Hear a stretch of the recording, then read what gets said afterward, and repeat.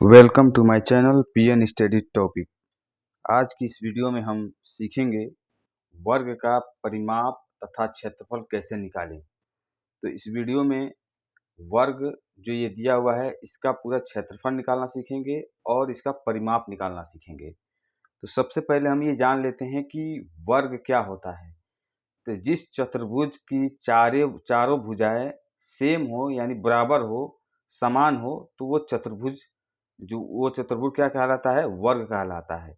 जैसे कि उदाहरण में आप यहाँ पे देख लीजिए, और यहाँ पे उसका हर एक कोण जो होता है 90 डिग्री का होता है।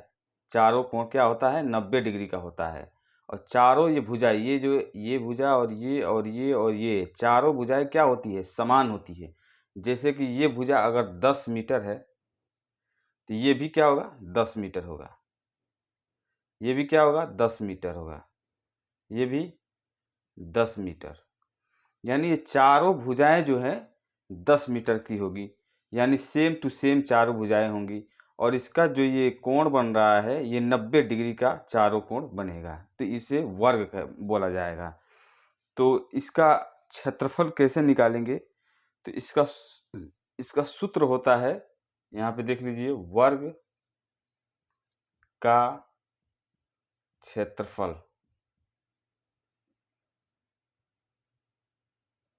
इक्वल टू भुजा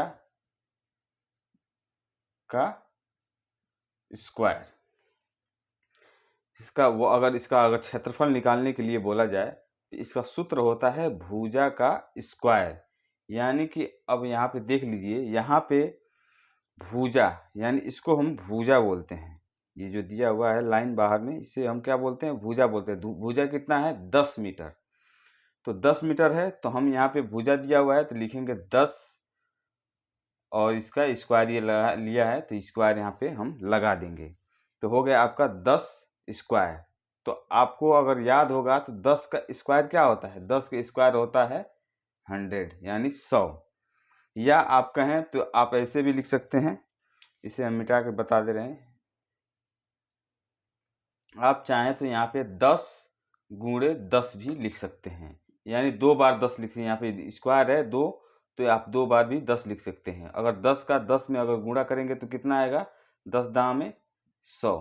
या तो आप 10 का स्क्वायर निकाल लीजिए, 10 का वर्ग निकाल याद है तो लिख दीजिए 10 दाम में 100 होता है स्क्वायर उसका, या गुणा कर लीजिए 10 गुणे 10।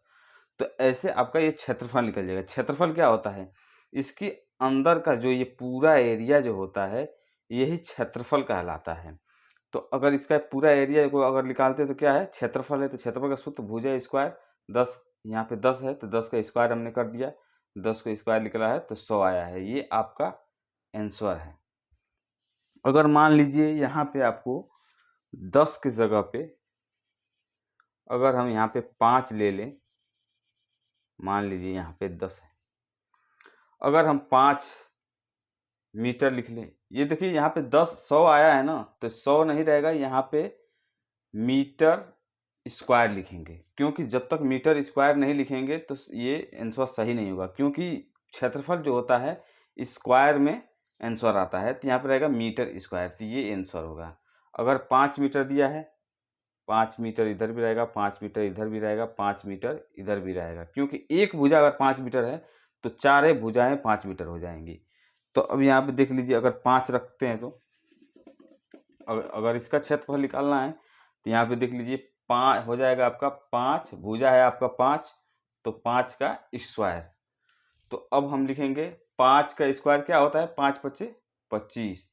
ये भी आंसर हो जाएगा। अगर चाहें तो आप इसे 5 गुणे 5 भी लिख सकते हैं, तो हो जाएगा आपका 5 पच्चे 25 मीटर स्क्वायर। आप मीटर स्क्वायर लिखना ना भूलिएगा, क्योंकि जो क्षेत्रफल इसका अंदर का होता है मीटर स्क्वायर। अगर मीटर दिया है तो मीटर स्क्वायर रहेगा, अगर सेंटीमीटर अगर लिखा है तो यहाँ पे सेंटीमीटर स्क्वायर रहेगा। तो आपको भुजा का इसका वर्ग का क्षेत्रफल निकालने आ गया। तो चलिए अब हम अगले सवाल में ये देख लेते हैं कि परिमाप कैसे निकालें। इसका परिमाप कैसे निकालना है, तो चलिए इसे देख लेते हैं, उसे मैं दिखा देता हूँ। तो यहाँ पे देख लीजिए, यहाँ पे हमको परिमाप निकालना है, आपको क्षेत्रफल निकालना आ गया। अब हम इसे देखते हैं परिमाप कैसे निकालेंगे। परिमाप का मतलब होता है जो ये वर्ग दिया है, वर्ग का जो ये मैप बना हुआ है, तो वर्ग का परिमाप मतलब ये जो साइड का एरिया है, किनारे किनारे का जो चारों तरफ का एरिया है, ये बीच वाला एरिया नहीं, बीच वाला एरिया को क्षेत्रफल बोलते हैं। परिमाप अगर निकालना हो तो ये साइड वाला एरिया जो दिया हुआ है चारों तरफ का, इसका एरिया हमको निकालना है। तो इसका एरिया निकालने के लिए सूत्र क्या होता है, यहाँ पे लिखेंगे वर्ग का परिमाप का सूत्र क्या होता है। वर्ग का परिमाप का सूत्र होता है 4 गुणे भुजा, 4 गुणे भुजा।